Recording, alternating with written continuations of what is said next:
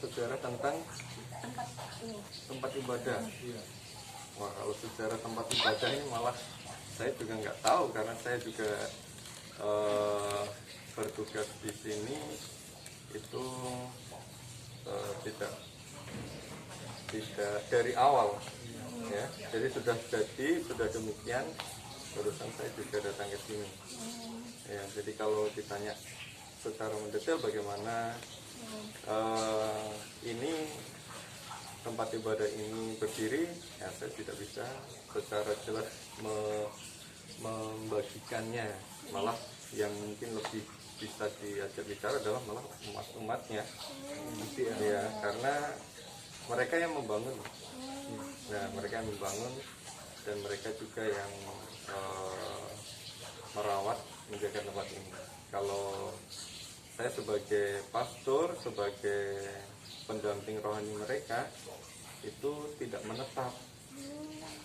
Jadi kapanpun saya bisa pergi, bisa bertugas di tempat gereja lainnya lagi. Nah, itu kalau di gereja Katolik semacam itu.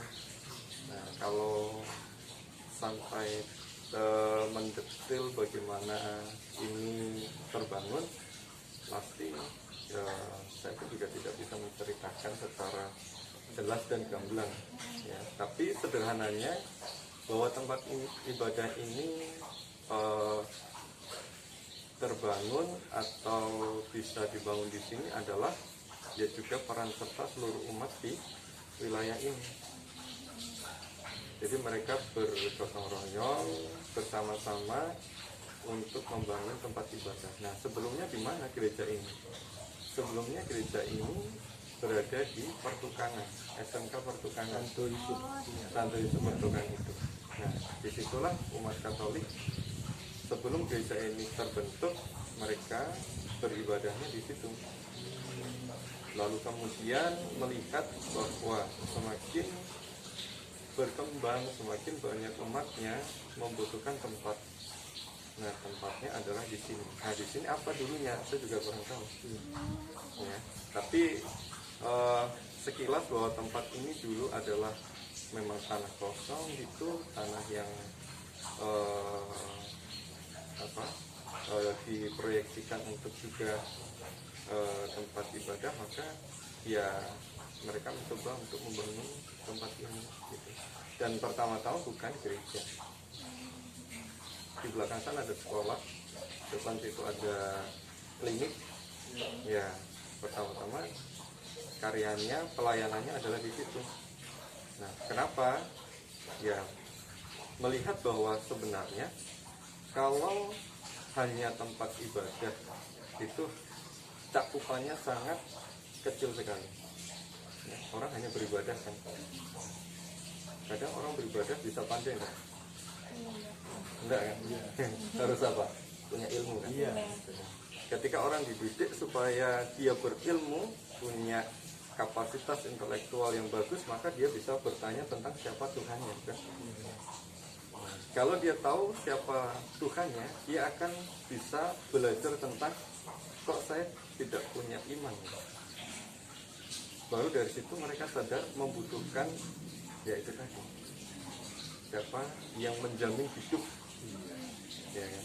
Nah, makanya sama juga kalau seandainya kalian berkuliah di IAIN kan, ya, bukan hanya soal bahwa cerdas, pandai, pintar di dalam ilmu keagamaan juga, tapi dilihat apa yang dicari juga. Nah, maka dari situ di sini adalah kompleks juga untuk sekolah, ya, hingga akhirnya tempat ibadah ini dibangun untuk dia melayani semuanya. Nah, demikian juga di depan itu ada poliklinik, ya. Ya, jiwa raga kita ini kan lemah sebagai manusia, membutuhkan apa kesehatan juga kan. Jadi kalau tubuh lemah, bagaimana kita bisa beribadah, ya kan? Bagaimana kita bersekolah? Maka disediakan di sana adalah tempat untuk berobat. Nah, dari tempat berobat itu akhirnya kita tahu bahwa seluruh kehidupan manusia itu berpuncak kepada apa? Kepada Yang Maha Kuasa. Barulah tempat ini mulai dibangun pelan-pelan oleh umat di sini. Setelah dibangun, bertumbuh, berkembang, ya jadinya seperti ini sampai sekarang di Sungai Raya. Kalau gereja Katolik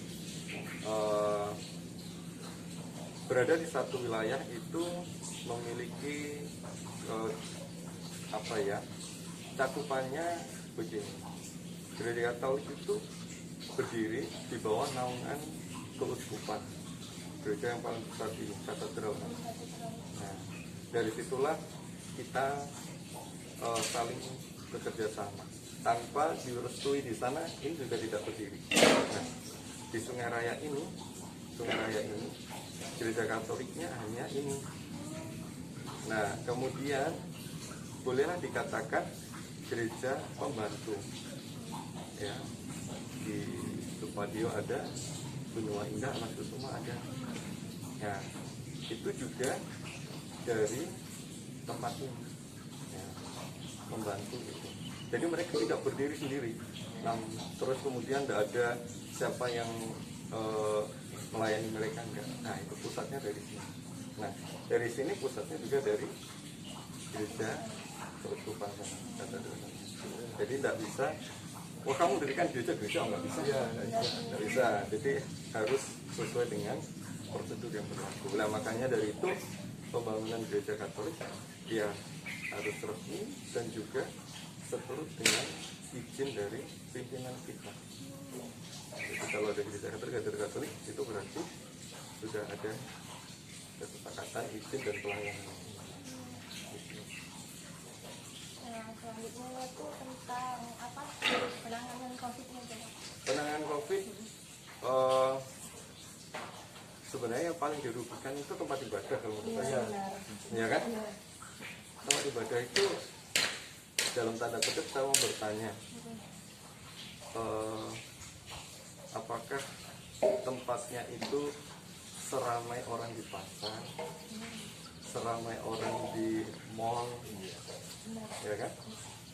Terus mereka datang berdondong-dondong, ada diskon masuk surga, terus mereka berbondong-bondong gitu kan juga enggak, ya kan? Ya, enggak ada yang kayak gitu kan. Malah dipikir-pikir orang beribadah itu ya istilahnya berusaha meyakinkan, ya kan? Berusaha meyakinkan. COVID itu menjadi tantangan yang sangat-sangat boleh dikatakan luar biasa dalam hidup beriman. Ya. Jadi di sini pun juga mengalami yang sama. Tantangan itu muncul. Nah, bagaimana menghadapi tantangan itu? Ya pertama-tama harus disadarkan ya, bahwa ya kalau kita melihat situasi dunia kayak seperti ini, bukan berarti Tuhan kita tidur. Bukan berarti dengan mendengar kata COVID terus kemudian aduh gimana nih, aduh kayak gitu ya, aduh terus gitu kan, seakan-akan COVID lebih besar daripada Tuhan gitu. Ya harusnya dibalik kan, ya kan? Tuhan lebih besar daripada COVID kan. Nah, maka dari itu tetap kami mengadakan ibadah. Lalu bagaimana mengontrolnya? Karena satu wilayah ini terbagi beberapa, boleh dikatakan bagian, ya. Ada wilayah satu mulai dari batasnya itu Wonodadi itu, Wonodadi ke sini sampai wilayah 4 itu Sudarso. Jadi 1, 2, 3, 4 sampai depan Sudarso. Nah, itu wilayahnya gereja kami. Nah, maka kami bagi. Jadi tiap minggu hanya boleh wilayah 1, gantian wilayah 2, wilayah 3. Satu bulan kan ada 4 minggu, ya kan? Jadi kalau 4 wilayah kan satu kali. Ya. Nah, jadi seperti itu. Nah, rata-rata yang hadir ya tidak akan pernah penuh. Iya, tidak akan penuh. Ya bagaimana kan semua harus dibatasi. Iya, dibatasi. Ya, kan? Tapi kalau semua nggak boleh dibatasi, orang sembarang aja boleh. Apa ini enggak? Nah, maka dari itu kan membingungkan kadang-kadang, ya kan? Nah, membingungkan. Tapi ya itu tadi, ya kan? Nah, tempat cuci tangan juga sediakan, hand sanitizer kita sediakan. pokoknya protokol kesehatan kita sediakan. Sesuai anjuran protokol ya. Iya, sesuai dengan anjuran protokol pemerintah juga. Jadi kita nggak menyimpang dari itu semua.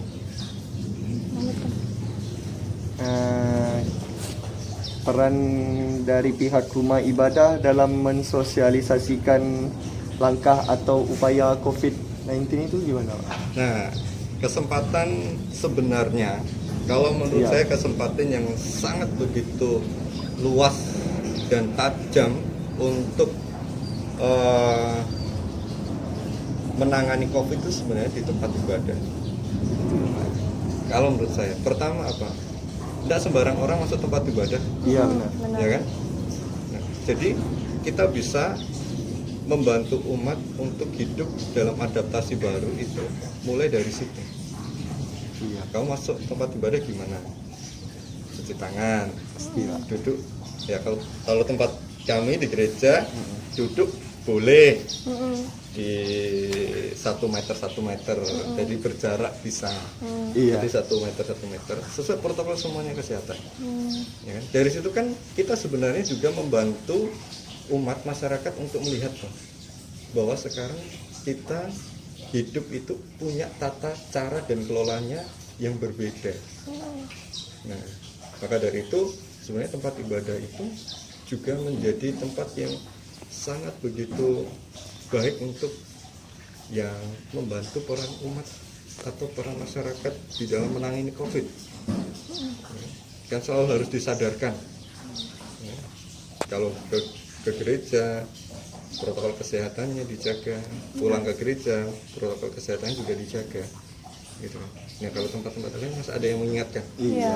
Nggak ada kan? Nggak ada. Nah, maka dari itu, kalau di tempat ibadah sebenarnya peluang untuk mengajarkan kepada masyarakat, kepada umat itu lebih besar. Iya. Ya, dibandingkan mereka yang keliling pakai masker, Iya. ya kan? Iya.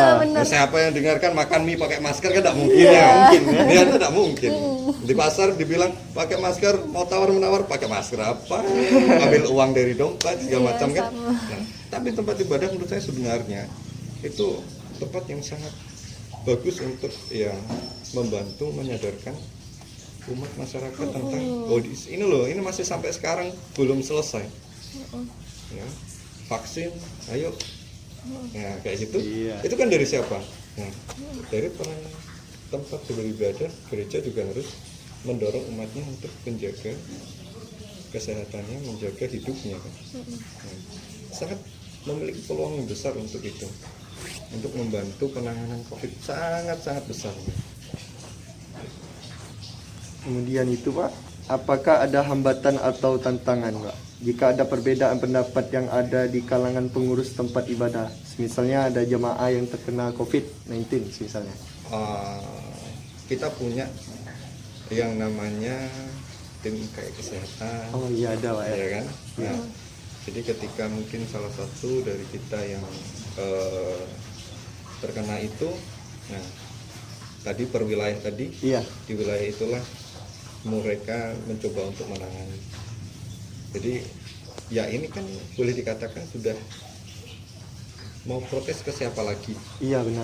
ya kan? Hanya kita perlu bergotong royong untuk mengatasinya. Ya sudah, kita upayakan di dalam wilayah masing-masing mereka bisa saling membantu ketika mereka terkena ini, ya kan?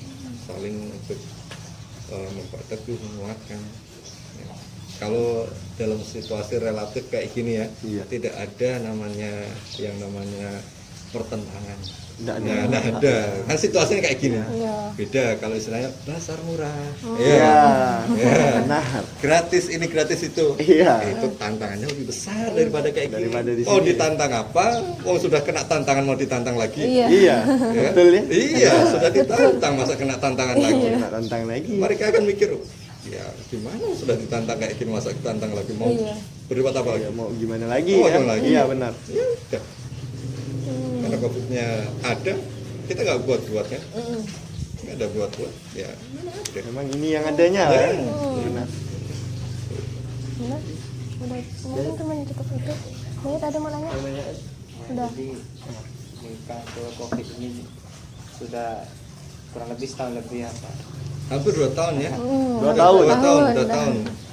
Setiap orang pasti memiliki pendapat, terutama saya tanya kepada Bapak selaku pastor di sini lagi. Dan kami yakin Bapak sudah, kalau soal peribadatan, soal ilmu ibadah atau agamanya sudah tak bisa diragukan lagi. Jadi pendapat Bapak ada dengan adanya COVID ini kan banyak tuh Pak isu-isu tentang COVID. Oh, kalau COVID ini cuman isu doang, cuman permainan para elit global. Nah, itu kan banyak tuh Pak pendapat-pendapatnya seperti itu loh. Jadi kalau menurut Bapak COVID itu apa sih? Gitu. Sekaligus terakhir Pak, pesan moral untuk semua teman-teman yang lagi nonton ini Pak. Iya. Kok ada yang nonton? Nanti Di YouTube Pak. Jadi saya beranggapan begini. Kalau seandainya kita berpikir tentang bahwa setiap penyakit itu adalah konspirasi, maka flu itu ya juga, demam berdarah ya juga lah, malaria juga lah. Ya, kenapa cuma COVID aja yang dianggap seperti itu? Coba kenapa? Karena manusia sudah berkembang, daya pikirnya sudah mulai tertata. Kalau dulu zamannya bapak mama kita kena flu gitu aja, ya sudah, ya kan? Mana mau mikir apa lagi? Ya enggak? Mau cari di mana? Kalau kalian, kenapa COVID? Muncullah di Google. Kalian berita kesana kemari membaca, oh COVID, oh ternyata ini genetik ini dari anu ya. Mulai berpikir kan, apa itu genetik? Apa itu apa namanya? Buatan manusia. Mulai kan, akhirnya dicocok-cocokkan segala macam. Apapun jenisnya, bagi saya, setiap masa, setiap waktu, setiap tahun, setiap kehidupan di bumi ini selalu ada yang namanya wabah. Ya, saya percaya di kitab suci kalian juga akan mengatakan yang sama. Iya, ya kan? Mau sampah, mau apa, ada lah semuanya itu.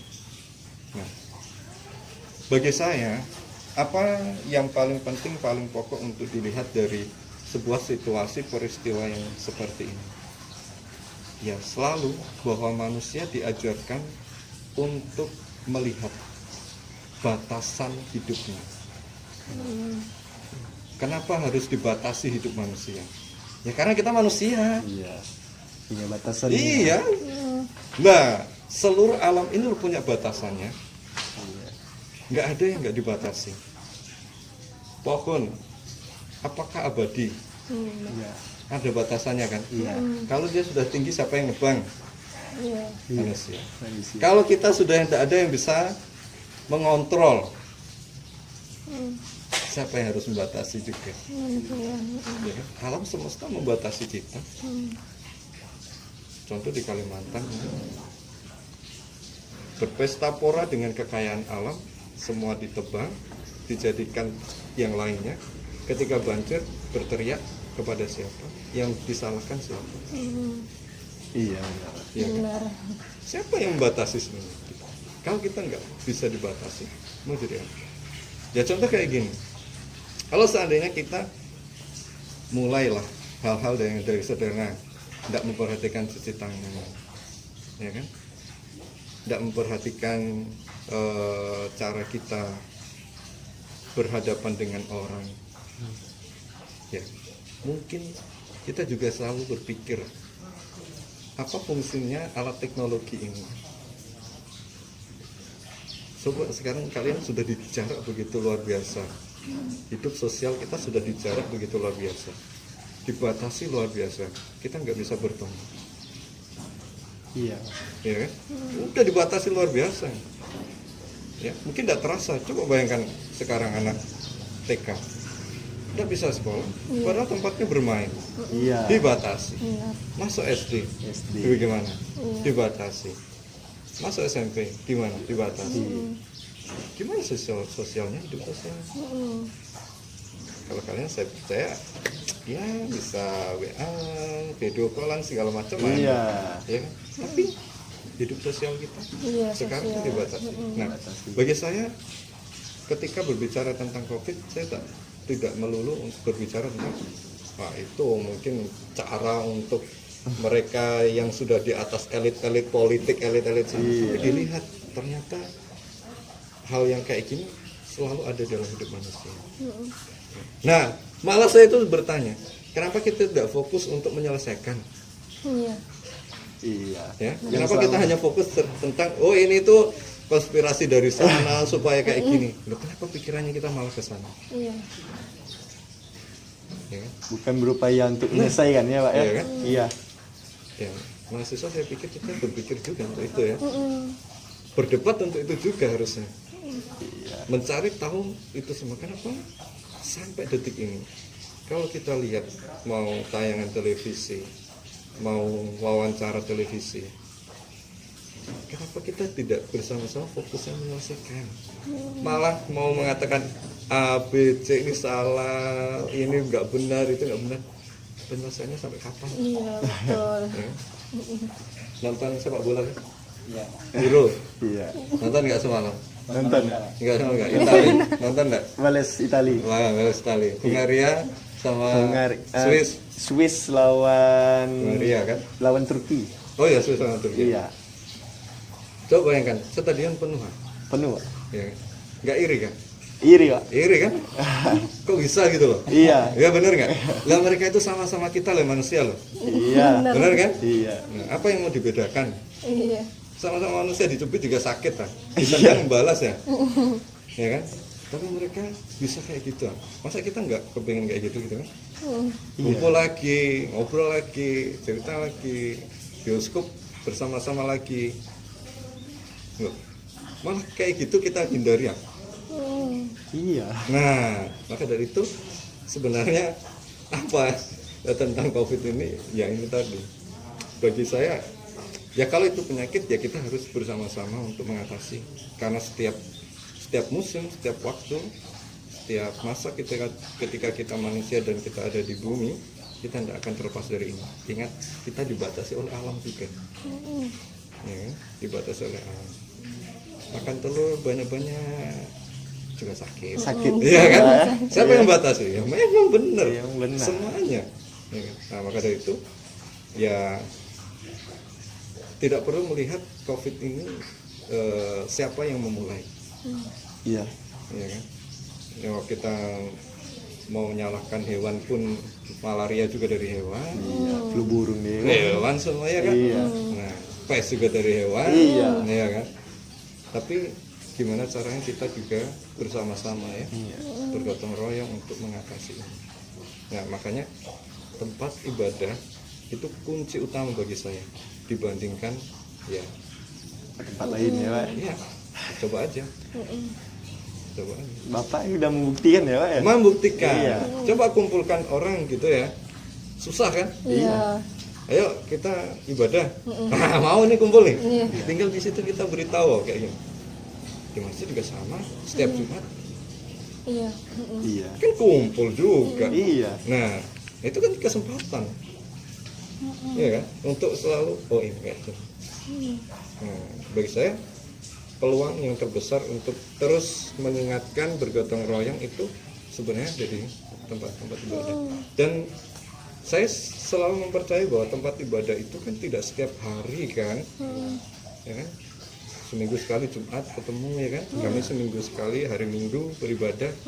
Mau dikatakan tempat ibadahlah klaster, jahat sekali. Kami tidak tiap hari untuk mengadakan ibadah, seminggu sekali. Seminggu sekali. Nah, jangan sampai tempat ibadah menjadi klaster-klaster COVID. Tuh, gimana? Iya nggak? Iya, benar. Masuk sudah bersih, masa mau beribadah kita nggak mandi? Enggak kan? Pasti mandi lah. Pasti masuknya bersih.